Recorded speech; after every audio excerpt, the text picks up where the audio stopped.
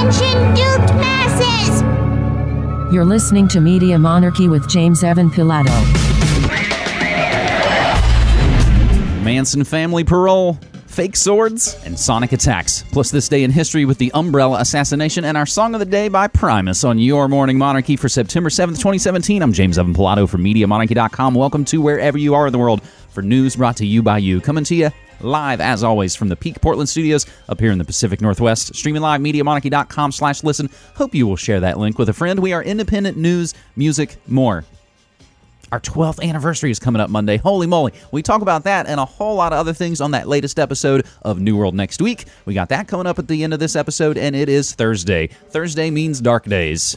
Each day of the week has its subject, has its hashtag, and Thursdays, hashtag holy hexes. It's when we look at the dark underbelly, occult, cult, chaotic murder, mayhem, madness. Media Monarchy, generally speaking, is always for adults only, but Thursdays can be a little extra dark. So gird your loins, my friends. Huge thanks to you. You keep us streaming, moving and grooving, going and growing. MediaMonarchy.com/support. That's got the Bitcoin, the post office box, PayPal, and Patreon. Huge thanks to all our patrons at Patreon.com/MediaMonarchy. You've never heard an ad. You've never heard a pitch. You've never heard us wildly jump on some crazy bandwagon that seemed to go against everything we ever talked about for a decade. We try not to do any of that stuff. And I like to say, if you can give a little, I can give a lot. Got a lot of news to look at on this Thursday. And again, we tweet out the stories about an hour before showtime. They're on the tweets. You can also find the invite to the chat as well. We do that in Discord. Glancing at the breaking lamestream news, America continues to be an advertisement for a failed nation in some ways. Florida nervously tracks Hurricane Irma as Caribbean endures storm's wrath. That's right, storms happen. This just in, Friend Face put a bunch of Russian ads during America's Next Top President, because they were all about making that money. They were all about those ratings, and then they woke up on November 9th like a hangover and were all embarrassed about what they did. Ever since November 9th, you've seen people basically reacting as though they did a lot of things they regret, and now they're overcompensating, whipping the wheel far in the other direction. And yes, they are dreading it. Politico, 6 hours ago, Democrats dread Hillary's book tour. I actually first heard about it. I was listening to the local jazz station here. A couple times a day, they'd break in and do a little bit of the NPR OPB news. That's where I learned Hill Dog coming to Portland in December. She's playing at the big, swanky, expensive venue where we've seen Morrissey and Nick Cave and Brian Ferry and other British legends. I wonder if Hillary would have visited Portland more during the actual America's Next Top President, if she would have maybe performed a little better. But she didn't come here because she thought she had this all sewn up. So now she's going to come back and blame it on the Bernie bros. Well, I can tell you, people who liked Bernie ain't going to feel that. Defiant Clinton looks to explain loss in new memoir. You and Nile Rodgers can both kind of go away. Amazon announces plans for huge new North American offices, and Steve Bannon says the Catholic Church needs illegal aliens to fill the churches. Now, we often say here, scams need new customers constantly. That's what the powers that shouldn't be work on. It works with cigarettes, and it works with religion, and it works with everything else. Now, my friends, because I know you're trying to figure out how to critically think, let's look at our fact check from Alphabet Incorporated. How do standards measure up at immigration detention centers? A special report from PolitiFact. Did Donald Trump cut funding for Obamacare enrollment advertising? That's from your favorite Snopes. Mariah Carey installed skinny mirrors in her home. That breaking story you can get at Gossip Cop. No, we already mentioned that. There's no Category 6. And the Trump administration's claim that DACA helped spur the 2014 surge of minors crossing the border. You can get that fact check from your friends at the Amazon Bilderberg Washington Compost. Operation CIA Mockingbird. But don't worry, Richard Branson's okay in his wine cellar. He'll be able to wait out the apocalypse just like all the other powers that shouldn't be. Holy moly. We begin another week, or rather another day here, of an apocalyptic week in the Pacific Northwest. You know things are bad when you get pictures from your friends in the UK about your state burning down. The massive fire burning in Oregon, Washington, with a 15-year-old Vancouver, Washington teen suspected of setting off firecrackers, which set off the blaze, burning uncontrollably in Eagle Creek, now into Washington. Fire jumped the river, as we reported for you yesterday, the Columbia River. As the fire burns, residents are dealing with the threat of destruction in various ways. Apparently, some are playing golf as the world literally is on fire around them. A Reddit user posted an image that they said they grabbed from a Facebook friend depicting golfers on a course in a foreground in Washington as the fire raged through the gorge. The course in question is Beacon Rock Golf Course, as authenticated by course owner, operator, and operations manager Mark Mayfield in an email to Golf News Net, which is where we are grabbing this story, thegolfnewsnet.com. 1,600-plus acre fire had led to the closure of east-west I-84, which goes through the gorge area, with smoke obstructing visibility, and as fire threatens to torch the road. So you have the proprietors of the golf course saying, no, that's real. Now, what better way? Let me actually paste that link in the chat for y'all so you can see this picture, because it looks fake. And what a perfect metaphor for the kind of fucks who like to play golf as the world burns all around them. That's how we get going on your Morning Monarchy, my friends. It is Thursday, September 7th, 2017. I say what I feel. I'm James Evan Pilato from MediaMonarchy.com, and I'm glad you're here. There is nothing, and I mean nothing, more holy hexes than the Manson family. And we often note here, based on a bit of the work of Peter Levenda and others, that America is essentially a giant haunted house. Stolen land where we built prisons and military bases on top of burial grounds. Charles Manson spent his life in prison. He was named No Name Maddox when he was born in Kentucky. Kentucky means bloody ground. It's Manson's America. So what another perfect way, as things seem to be so chaotic, and we've often noted on this show. Just as America seems to be right on the edge of helter-skelter, as if almost on cue, you'll get Manson in the news. Now, there is breaking news related to the Manson family, but I realized in going through my tweets, going through hashtag holy hexes, as I implore you to do, I actually had the preface to the story that came out late last night. So let's hop back to August 31st. A former member of Charles Manson's murderous cult was expected to get a court hearing Thursday to evaluate the role of her young age in the killing of a California couple 4 decades ago. Leslie Van Houten, now 68 and serving a life sentence for the deaths, was not expected to attend the hearing in Los Angeles Superior Court. A recent change in California law enables those who committed crimes when they were younger than 23 to seek a hearing on their role their youth may have played. The issues can be later introduced at a parole hearing to evaluate whether a prisoner is fit for release. Van Houten was 19 when she stabbed Lino and Rosemary LaBianca to death in 1969 along with fellow cult members. The killings took place a day after the other so-called Manson family murders. Sharon Tate, 4 others. Last year, a parole panel recommended Leslie Van Houten be released after she had completed college degrees. She got her PhD. People are already asking in the tweets, oh, is she single? Because that's the insane culture we live in. Parole panel recommended she be released. She completed college degrees and commended for her behavior as a model prisoner.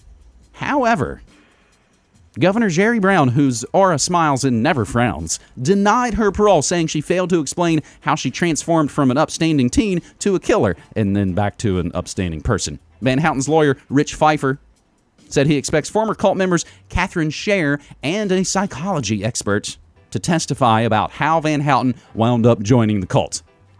He said he also hopes the judge will compel, the power of the judge compels you, to turn over decades-old recordings of conversation between former cult member Tex Watson and his attorney in the hopes that they may benefit Van Houten and help secure her release. Everybody's confused about how could someone grow up like she did and end up there. Van Houten was the youngest Manson follower to take place in the killings after joining the cult in the 60s. During her parole hearing last year, she said the murders were the start of what Manson believed was a coming race war that he had dubbed Helter Skelter, after the Beatles song, and that he had the group prepare to fight, learn to can food so they could go underground and live in a hole in the desert. Now, this is August 31st from the Washington Compost. Now, the closer, Van Houten, was scheduled for her next parole hearing Wednesday. That would be Wednesday, yesterday, September 6th. She was convicted in 1978 of 2 counts of murder and conspiracy after an early conviction was overturned on appeal. Charles Manson, meanwhile, is 82 years old, and other followers involved in the killings are still in jail. Tex Watson, Patricia Quinwrinkle have each been denied parole multiple times, while fellow defendant Susan Atkins died in prison in 2009. So the news yesterday breaks from the Associated Press. Charles Manson follower Leslie Van Houten granted parole by California parole board. But the only catch here is that Jerry Brown overruled it the last time. In 1969, Charles Manson, alongside 6 of his cult followers, committed a slew of murders. Now, the youngest member of the Manson family has been denied an appeal. Leslie Van Houten was barely even legal when she joined the commune-like organization, and since has been serving a death sentence. However, over the past 46 years in prison, the 66-year-old has become a reformed success story. On Friday, Jerry Brown, the California governor, had revoked the parole board recommendation. The board decided in April that Van Houten was no longer a threat to society and has left the violence in her past. During her sentence, Van Houten has not only completed multiple college degrees, but has led prison self-help groups. Now, that's the only time I've ever heard her name pronounced, Van Houten. And again, everything we say and play will always be included in the show notes. And it's just mentioned in the chat that Manson got married. Did he get married? See an article from 2015 from the Independent, Charles Manson wedding off. I'm Charles Manson's wife. That's from 2014. His former fiancée still cares for him deeply. Oh, that's January 2017. Helter Skelter, my friends. Whether or not that's Vincent Bugliosi woo-woo or the script they're trying to make us play, those might not be mutually exclusive. So Manson family parole begins your Holy Hexes Morning Monarchy. And again, we are streaming live at MediaMonarchy.com/listen. Holy Hexes are the dark days, my friends. A man from the Haredi Orthodox town of Bnei Brak was indicted for making death threats against leaders of the Reform movement and for vandalizing a Reform synagogue. The man, whose name has not been made public, was arrested last month, and prosecutors asked this past Monday that he be held in custody until the end of his trial. He was indicted Monday on charges of extortion, threats, vandalism, and intent to commit arson. He allegedly also targeted the left-wing Breaking the Silence organization and threatened well-known atheists in Israel.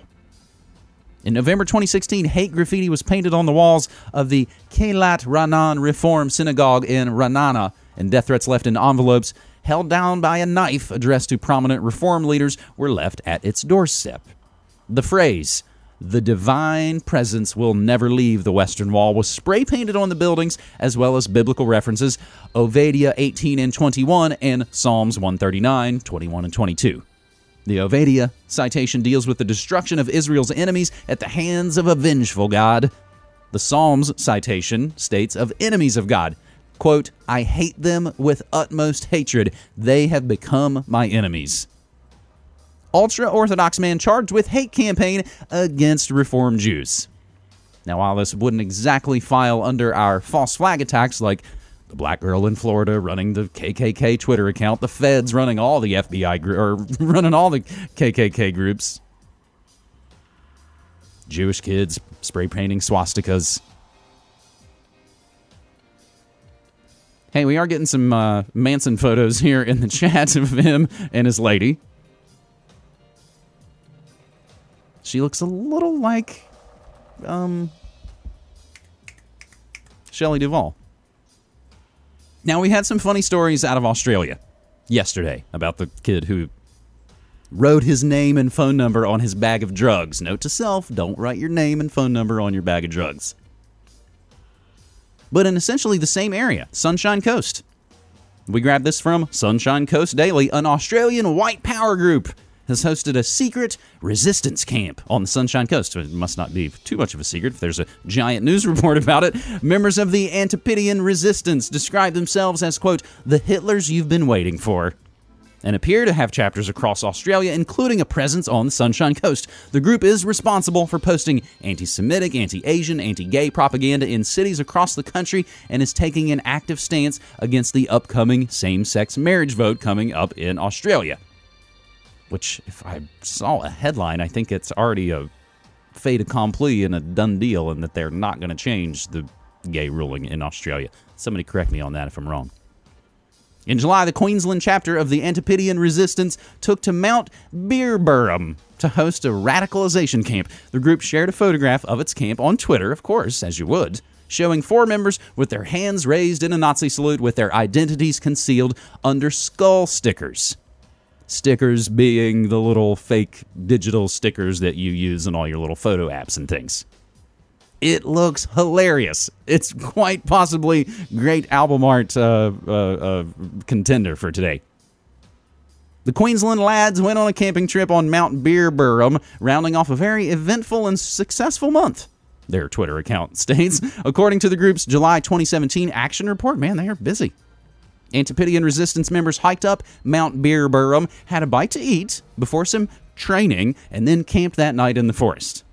After the hike and views over the Glass House Mountains, we found a camping spot and set up. We then made a campfire, as always using captured enemy propaganda to start it, and sat around it for the night. These camping trips will become somewhat of a regular occurrence in the future, as camping trips are good for you. That's what I did pretty much growing up with Sean and Josh and Ryan. We pretty much camped out in high school when all our other friends were out partying and drugging and doing all that stuff. It's a late bloomer that way. The neo-Nazi group imposes strict requirements on its members. You have to be white and not in a relationship with a non-white, as of course racial treason is not tolerated. The group's website describes it as an organization of white men, capitalized, who strive to fulfill their potential, not content with the idea of superiority granted to us by our race, but to live up to our historical greatness through our actions, and that's why we say being white is not enough. Holy moly, there's 53 comments on this, which, again, I can't help in some ways to think of this story that happened in Portland a few weeks ago, here in #PeakPortland. I think it was just a regular night at the Lucky Lab, which is a big bar where people bring their dogs. It's a big dog-friendly brew pub.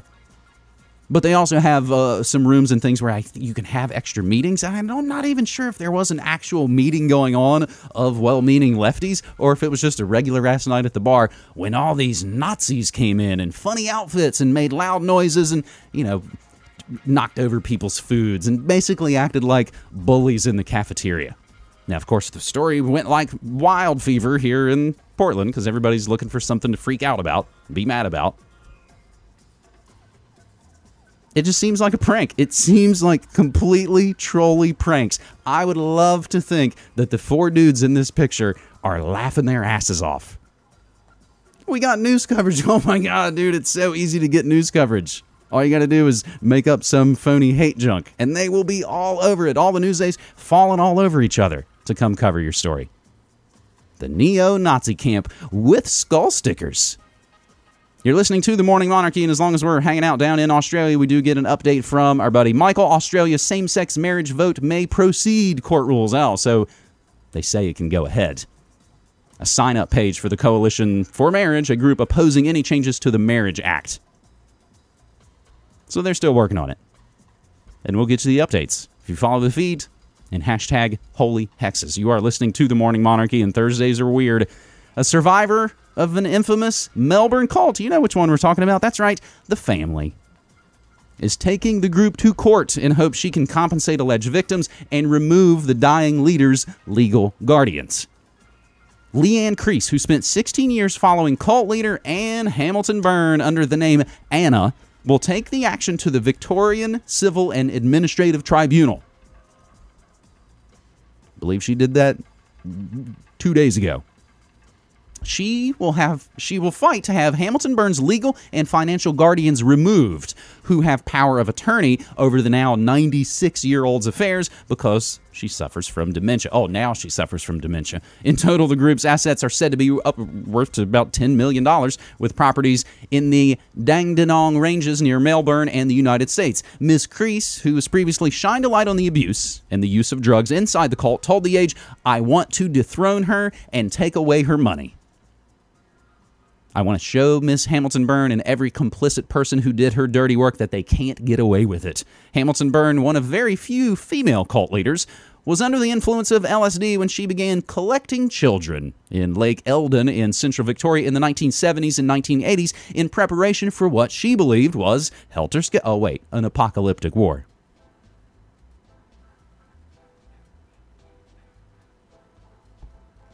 Now here's where we get to the controversy So I feel like the last time we talked about this, I either got comments or tweets or something from people saying, "You idiot. Julian Assange was not in the family. He was just from Australia and in a cult and had his hair dyed blonde." But it wasn't this family? Is that it? The 96-year-old believed it was her duty to gather the children for the New World and amassed up to 500 followers. In total, 28 children spent time at the property, 14 of which were thought to be the biological children of Hamilton-Byrne and her hubby Bill. The children, who had their hair bleached blonde and shaped into the same bob cut, were allegedly beaten, starved, injected with LSD by Hamilton-Byrne and other cult leaders. Police dramatically rescued traumatized children from the sacked property in 1987. After 3 young women managed to escape and alert the police, survivor Ben Shitton previously told the Today Show. What Anne indoctrinated people with, she took them as vulnerable people and came up with a system which was very abusive. If they disagreed, they were bullied, intimidated, people were separated from their families. Sounds like classic cult time. She came up with an ideology that appeared to help people to begin with, but as soon as they disagreed, they were thrown out of the cult. People were put into mental hospitals.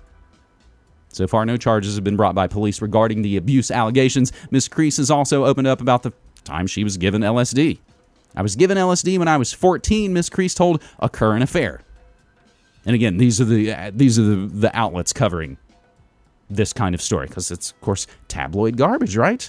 Doesn't get actually at the heart of the powers that shouldn't be and the cults and groups that control things on the lower level of the pyramid. You got to get it from A Current Affair and the Today Show. There is a fundraising page actually set up to pay for the legal fees associated with the case. You got to GoFundMe. That'll be included in the show notes, and there is also a family cult timeline.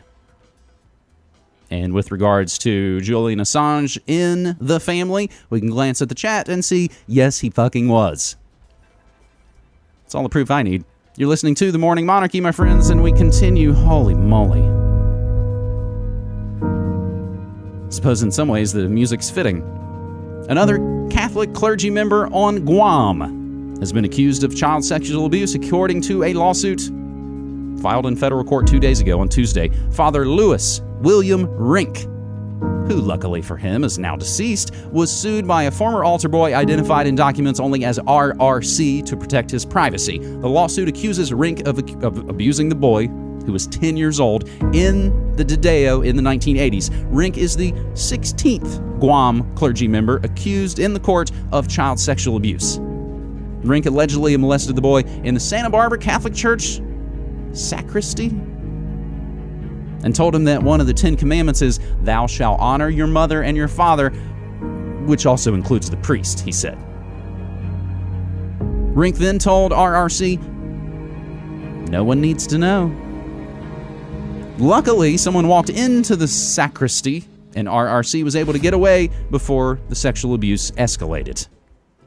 RRC is now 43. He is the 104th person to file a lawsuit against the Archdiocese of Agana over alleged sexual abuse by clergy or others affiliated with the Catholic Church. We've been now talking about Guam week in, week out.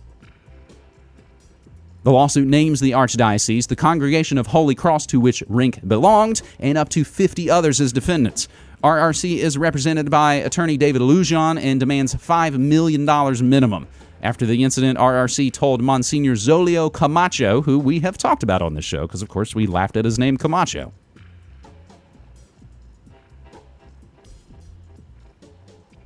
RRC told Monsignor Camacho that Rink had sexually abused him. And as is often the case, the higher-ups knew all about it and they covered up. Whether you're a cardinal or you're a coach. Whether you're Camacho or you're Paterno. Camacho told RRC that he just has to keep praying and asking for forgiveness.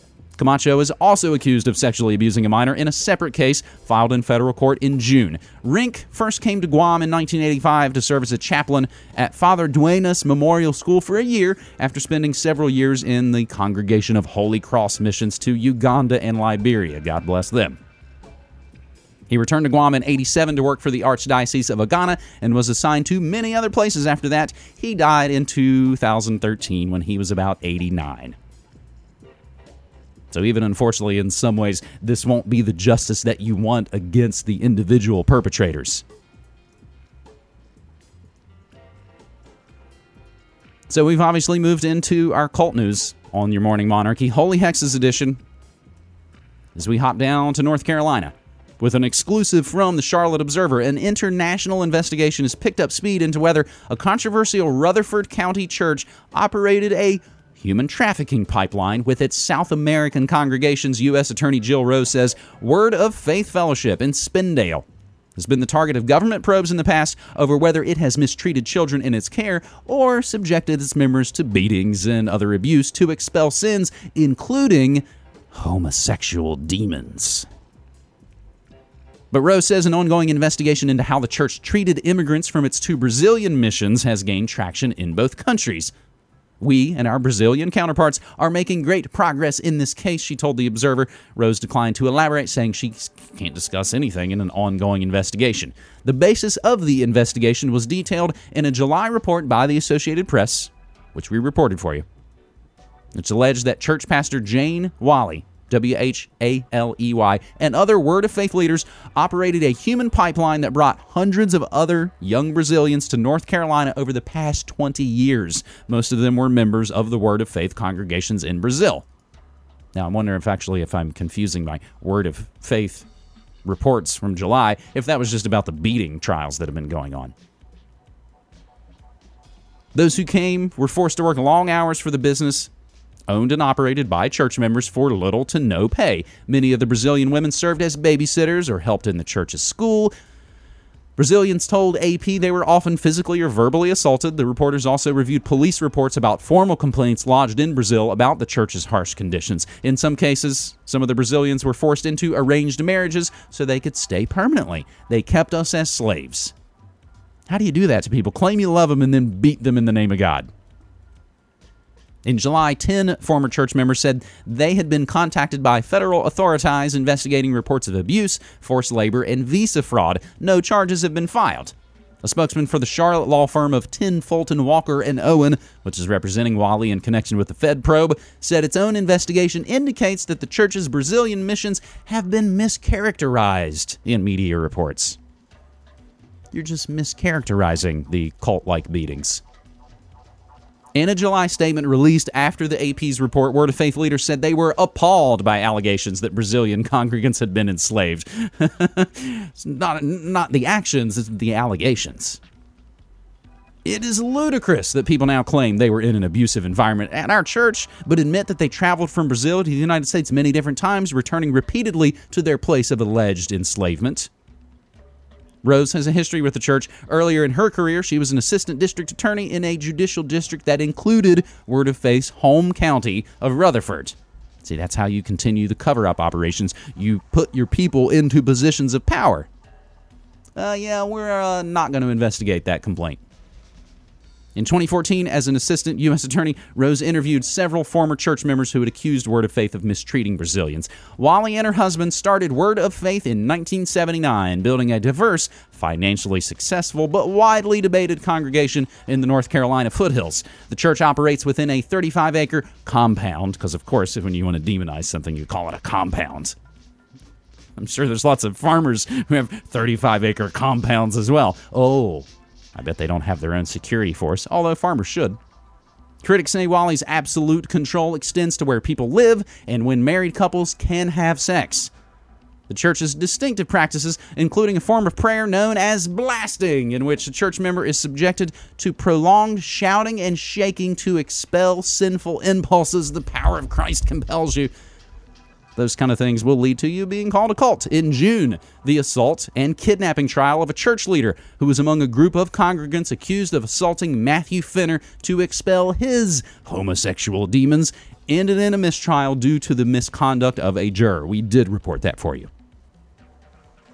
Finner said he was leaving prayer service in January 2013 when nearly 24 people surrounded him in the sanctuary. He said they slapped, punched, choked, and blasted him for 2 hours.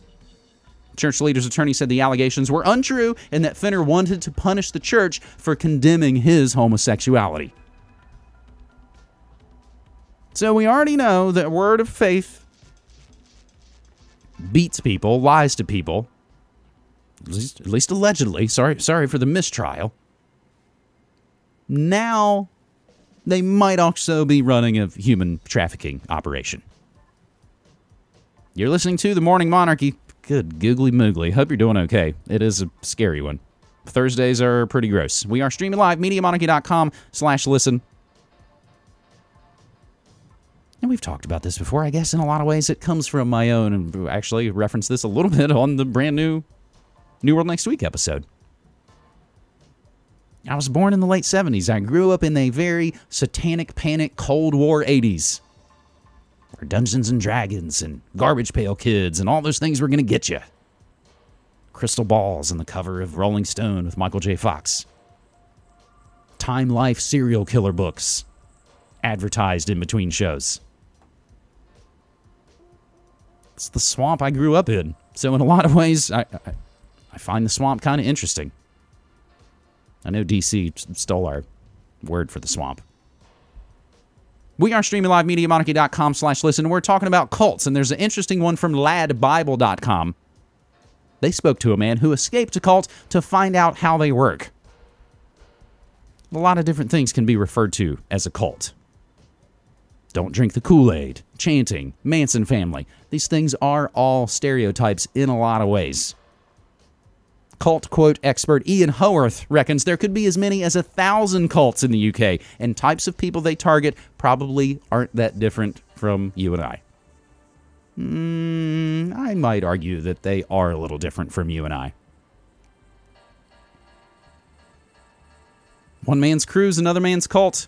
Hey, I've got to follow up on yesterday's story about the Utah cop who had a little power trip, had to arrest nurses because he wasn't getting his way. Laws be damned. Now, we played that pretty rough clip for you.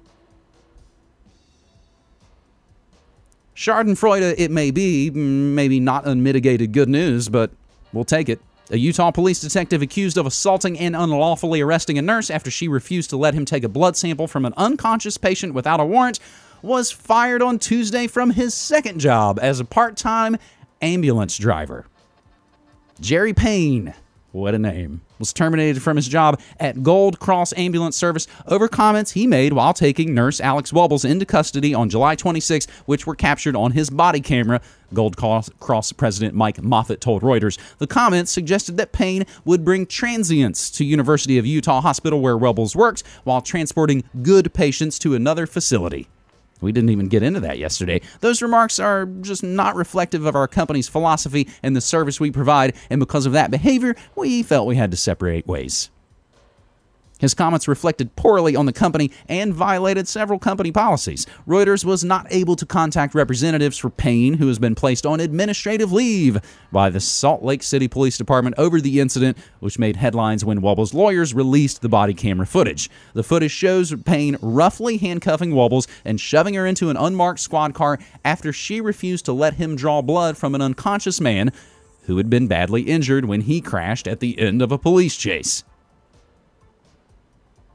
Salt Lake City Mayor Jackie Biskupski and Police Chief Mike Brown have since apologized to Wubbles and District Attorney Sam Gillard for a criminal investigation into the incident.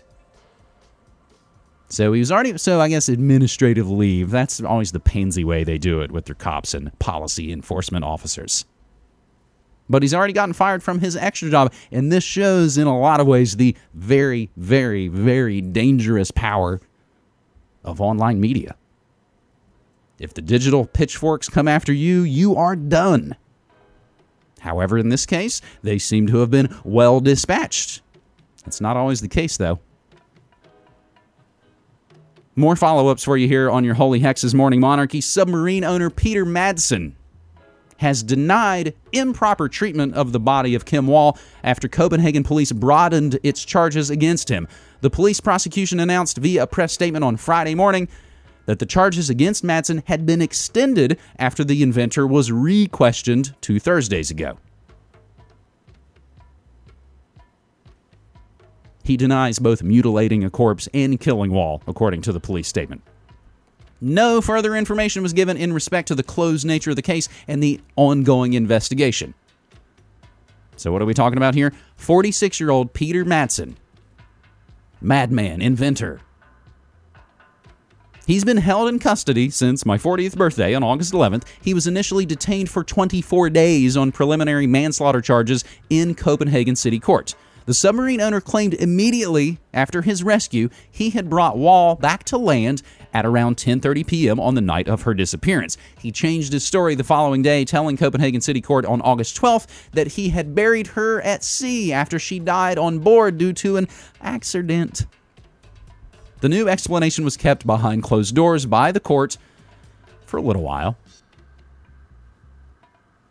Journalist Kim Wall's torso was found at the shore on the island of Amager next to Copenhagen. Police later confirmed that the body's arms, legs, and head, which have not yet been found, were removed deliberately. Lead investigator Jens Jensen, said at a press briefing at Copenhagen's Politigarden, I like that, Politigarden Police Headquarters, that it appeared Wall's body had been tampered with to make it sink and that metal had been attached to it ostensibly to make sure that it sank to the bottom.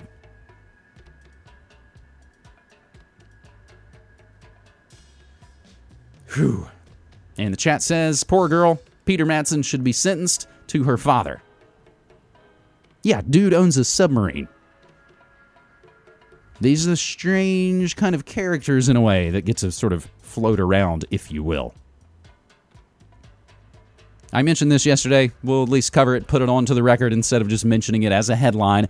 A tiger shot and killed after wandering loose around a suburban Atlanta neighborhood and attacking a terrified dog has been identified as a circus performer named Susie.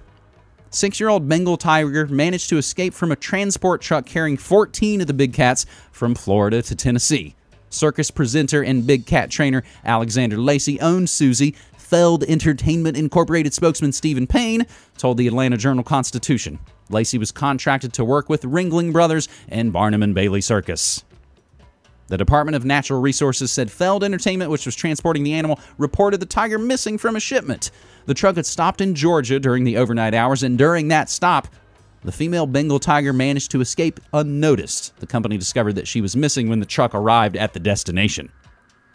McKinnon said officials found a microchip in the tiger that matched a number for the entertainment company, which touts itself as the worldwide leader in producing and presenting live touring family entertainment experiences.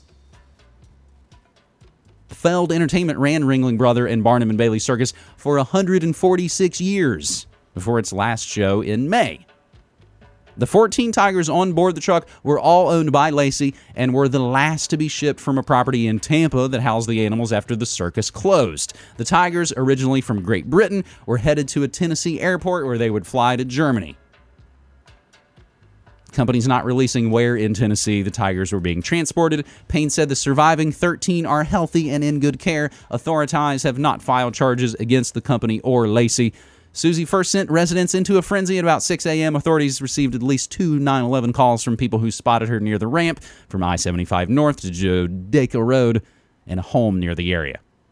Officers later found the big cat and alerted animal control officials. And as typically in the case, whenever it's cops and animals are going to get killed. I'm surprised they didn't shoot the dog, too. Tiger killed while prowling in Metro Atlanta neighborhood was a circus star named Susie. And there's reason, probably number 870, that the circuses are past their prime and are all closing. Yeah, I know. I don't know. It's hard to know what to believe anymore. And we're really going to get to that in just a few minutes. Seems like we talk a lot about, and this is always, I believe I've said what the Beastie Boys said, what they always loved about Japan. They have the oldest things ever and the newest technology we don't have yet. In a first for Japan, a funeral home operator in the Nagano prefecture will be offering a drive-thru service, allowing the bereaved to give their final farewells without, having to get out of your car. Kenkon Susai Achai Group, based in Ueda, it's in central Nagano, plans to introduce the service in a new funeral home that will open in the city in December. Like fast food drive-thrus, funeral attendees will pull up to a window where they can sign their name on a touchscreen panel and hand over customary condolence money. They can also pay their respects to the deceased using an electronic incense-burning device. Inside the venue, the host of the ceremony and other funeral goers will be able to monitor the drive-thru visitors. Masayo Ogiwara, who heads the company up, told the Japan Times that the new service is primarily aimed at people who may lack or have limited mobility due to old age or a physical disability. All in all, it'll cut down on the time it takes to attend a funeral by around 1/4 or 1/5. Since funeral ceremonies often take place at noon or in early afternoon, those who are at work can cruise by to Bidfellware without worrying about dressing in black or spending too much time or, angering your boss at your salaryman job. Funerals are big business in aging Japan as they are experiencing a demographic winter, and demand for simpler and more efficient afterlife services are growing, along with the number of deaths. According to the National Institute of Population and Social Security Research, the annual number of deaths in Japan is expected to reach 1.43 million in 2020 and 153 million by 2025. So they have robots that will perform your last rites, and then you can just cruise by in your little self-driving smart car, because you're going to be, of course, tapped into the grid at all times. And you can cruise by, and you can, pay your respects to someone and probably just send them to digital purgatory like George Carlin would. We were talking about drive-thrus the other day, right? When we were talking about food stories and alcohol delivery and all of those things. We actually had a drive-thru. I don't think it's there anymore. In my hometown, it was called Yo's Drive-thru. You can get beer and stuff. So speaking of things not to believe, and we get it from the Daily Mail, schoolgirl has legendary holiday after pulling 4-foot sword from Cornish Lake where Arthur's Excalibur was thrown. I don't know if you guys have noticed, but there has been sort of a renaissance when it comes to the legend of King Arthur. I mean, there was a bunch of movies like King Arthur, Legend of the Sword, Arthur and Merlin, and even the latest Transformer movie included that famous legend. Now, we all know the story, right? Boy pulls sword from a rock, becomes a king, goes furniture shopping, buys a round table, gets a legendary sword from a random woman in a lake. Of course, this all ended when Arthur lost his last fight at the Battle of Camelot, where he was fatally wounded. Before he died, Arthur supposedly threw his legendary sword Excalibur into Dawsbury Pool, the lake where he got his sword in the first place. Now, no one really knows what happened to the sword after that, but some say that the lady of the lake reached out and grabbed it and took it back. And if that was indeed the case, then apparently the lady of the lake didn't really keep good track of the sword because it was just found by a little 7-year-old girl last week. So here's what happened. According to the Sheffield Star, 7-year-old Matilda Jones was swimming with her family at Dawsbury Pool while on vacation last Tuesday when she discovered a shiny sword beneath the water. According to her father, Paul, he said, "It was a blistering hot day and Matilda asked if we could go for a paddle. She was only waist deep when she said she could see a sword." He goes on to say that, "I told her not to be silly and it was probably a bit of fencing, but when I looked down, I realized it was a sword. It was just there laying flat on the bottom of the lake." The sword is 4 feet long, which is exactly Matilda's height, and Paul thinks the sword is only 20 or 30 years old and probably an old film prop. This whole experience was really cool for Matilda because on the way to the lake, her father just told her about the legend of King Arthur, and then she gets to the lake and she finds a sword. What a I don't know about you coincidence. guys, but to me, this kind of sounds like the start to a fantasy movie. Well, it kind of sounds like a bunch of bullshit. Ironically, her father, Paul Jones, 51, had just recounted the story of King Arthur to Matilda after her sister Lois and others moments before the discovery. So what are the odds? Parents telling their kid, there might be swords under here. I might have to file this under Bubble Boy news. Oh, but other people in the chat, man, they would trade all of their Whopper coins for that sword. Schoolgirl has legendary holiday, so either it's a, complete bunch of BS, or she is our new god lady.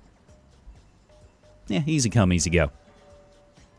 Now, other stories that might seem hard to believe, and that's why it's interesting to put these together. I want to make your critical thinking sparks hit all over and fire and rush all up against each other. American officials have revealed more information about a mysterious sonic device that is believed to have caused numerous diplomats to suffer hearing loss and other serious ailments. Last month, the aforementioned Associated Press reported that the first hearing loss symptoms were reported by personnel at the U.S. Embassy in Havana in the fall of 2016. The news agency said that at least 5 embassy personnel reported suffering from sudden and unexplained loss of hearing. The symptoms were so serious that it caused some American diplomats to cancel their tours early and return to the United States. Now, new information has been disclosed by the U.S. Department of State. It suggests that although diplomats began reporting hearing loss symptoms in as early as fall 2016, the incidents continued until mid-August of this year, 3 weeks ago. In a report published on Saturday, The Big Brother Corporation said that the bizarre incidents had not ended several months ago, as was initially believed. Instead, they continued even after the last week of May, when the U.S. deported 2 Cuban diplomats from D.C. The move was in response to what Washington believes was a deliberate attempt to sabotage its diplomatic mission in Havana. The American embassy in the Cuban capital reopened in 2015, 54 years after it was closed in the big Cold War show. Additionally, the Department of State said on Friday that the number of American diplomats and other U.S. embassy personnel who have reported sonic-related symptoms has increased to 19. State Department spokeswoman Heather Nauert told reporters in Washington that the doctors were still evaluating the health of those serving at the U.S. Embassy in Havana. She added that new cases of people suffering from sonic-related medical symptoms could not be ruled out. A report from the American Foreign Service Association, which represents members of the United States Foreign Service, said last Friday that its representatives spoken to 10 people who had received various treatments for ailments related to the alleged sonic attacks in Cuba. It said that many had suffered permanent hearing loss, while others were even diagnosed with mild brain injuries. U.S. diplomats suffer brain injuries after sonic attacks in Cuba. Some U.S. and Canadian diplomats working in Havana have been diagnosed with traumatic brain injury, with likely damage to the central nervous system, after there were suspected attacks directed at their homes by what officials believe were a sonic weapon. It is possible that the device generated infrasound, which is below the range of human hearing. It travels great distances and can easily penetrate most buildings. Low-frequency infrasound can affect the vestibular system, while high-powered infrasound can cause more damage and result in symptoms such as nausea and pressure in the chest. Another type of sound outside the range of human hearing is ultrasound. High-frequency ultrasound can damage blood vessels in the ear canal. However, high-frequency sound dissipates quickly over distance. Therefore, the device must be close enough to its target in order to cause damage. A number of diplomats have ended their assignments in Cuba early because of the attacks. The U.S. State Department has not yet identified a definitive source of the attacks, nor has it found any devices capable of carrying out such an attack. Last few headlines using hashtag holy hexes, my friends. A man rushed past layers of security into a massive fire at the Burning Man Festival's signature ceremony, suffering burns that left him dead hours later. Authorities are investigating the death of Aaron Joel Mitchell, age 41, who broke through a 2-layer security perimeter during the Man-Burn event in which a giant wooden effigy is set ablaze.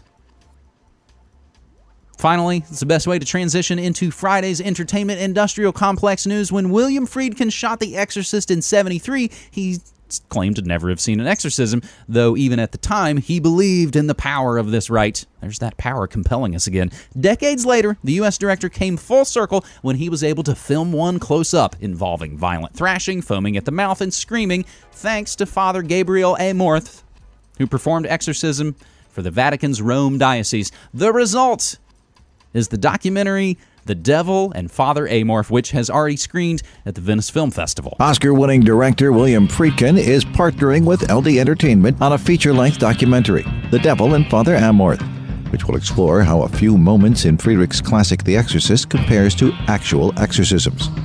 Nearly 4 decades after the release of the director's 1973 horror movie, Friedkin received special permission to attend an actual exorcism performed by Father Gabriel Amorth, who is known as the Dean of Exorcists, having reportedly performed thousands of exorcisms. I've never stopped being fascinated by the nature of good and evil and the possibility of demonic possession, Friedkin said. Now, the last time The Exorcist came up, I actually had a great back and forth with a listener. His name is going to escape me at the moment, but we got into a little bit of this stuff about William Friedkin, The Exorcist, and the author, William Peter Blatty. William Peter Blatty, who, of course, was involved in the United States military psychological operations programs. That's how that works. And also noted in the chat, Burning Man is a Silicon Valley military industrial complex test site. And that's your morning monarchy. Hey, that latest episode of New World Next Week is out. Whopper Coin and Biometric Chicken. It is a barn burner of a New World Next Week episode. Hope you'll check that out. I also got the audio of it coming up for you later on the stream.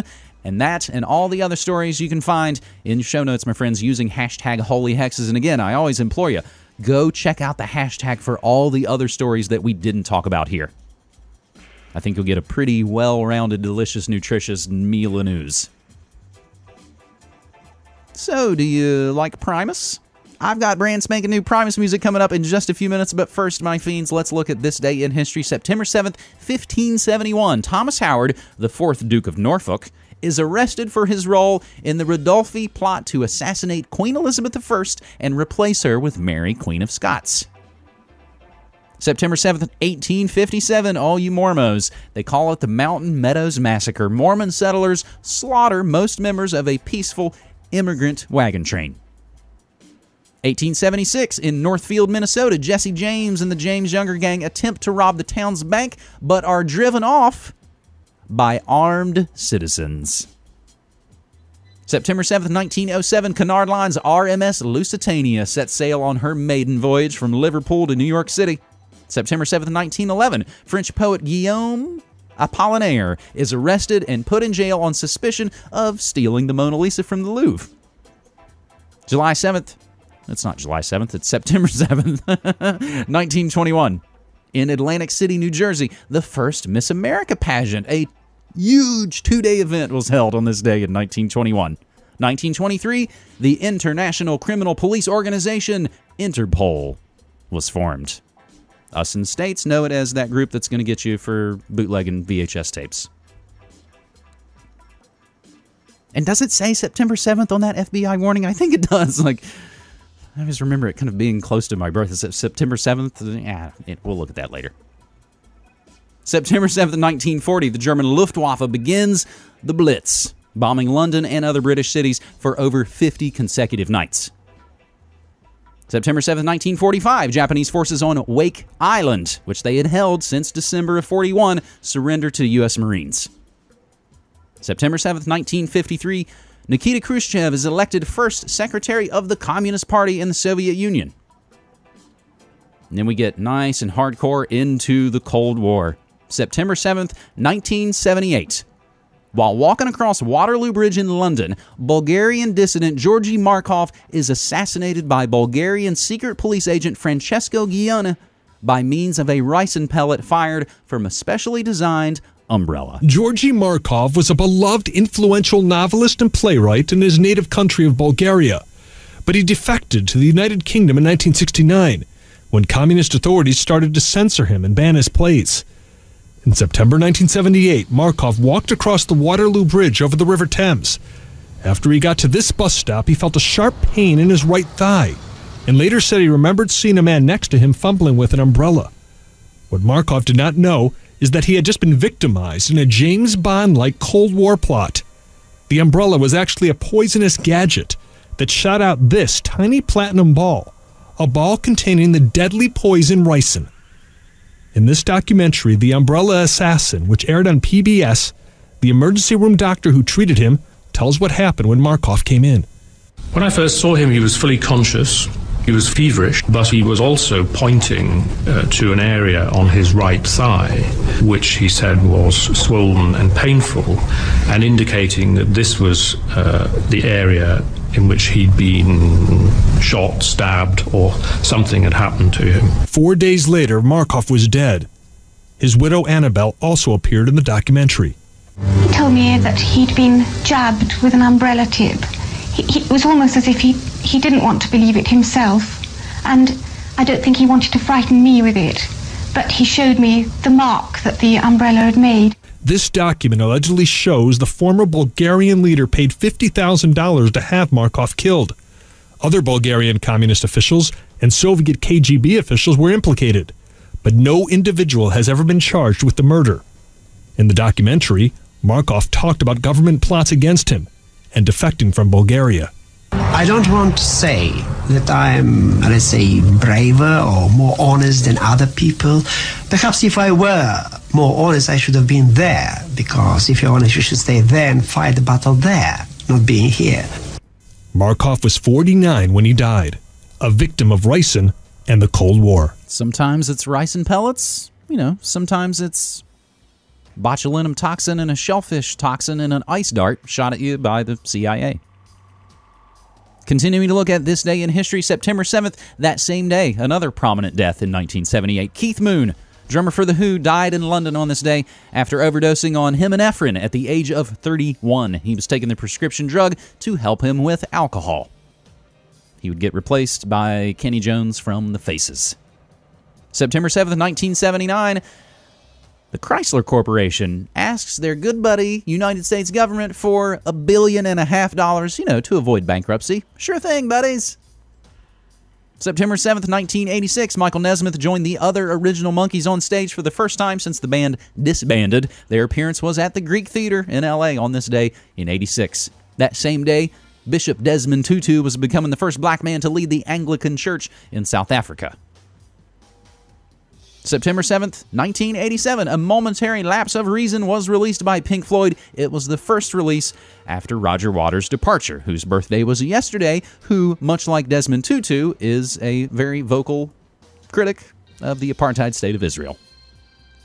September 7th, 1988, Abdul Ahad Momand, the first Afghan in space, returns aboard the Soviet spacecraft Soyuz TM-5 after 9 days aboard the Mir space station. September 7th, Rage Against the Soundgarden. On this day in 2000, Timothy Comerford, he was still just with Rage Against the Machine on the massive Sony record label, was arrested and charged with resisting arrest and disorderly conduct. Comerford had climbed a scaffolding during the MTV Music Awards and delayed that train wreck for 20 minutes. It was probably one of the more interesting things that had happened in a decade.